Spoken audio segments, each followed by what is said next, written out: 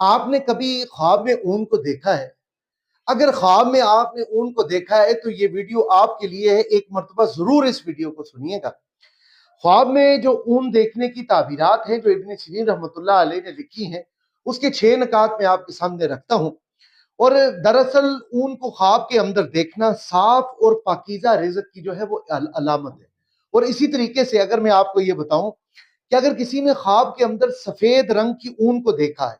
تو ابن سیرین رحمۃ اللہ علیہ یہ لکھتے ہیں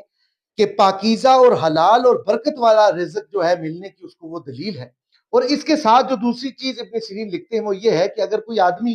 اون کو خرید رہا ہے تو اس کا یہ مطلب ہے کہ اسے مالی فائدہ پہنچنے والا ہے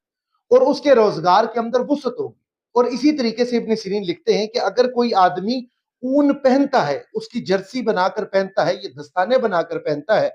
تو ابن سیرین رحمۃ اللہ علیہ یہ کہتے ہیں کہ اسے قلبی سکون اور زندگی کے اندر اس کے خوشحالی کی یہ دلیل ہے۔ اور اسی طریقے سے وہ لکھتے ہیں کہ اگر اس نے اون کو جمع کیا ہوا ہے تو یہ مال و دولت میں اضافہ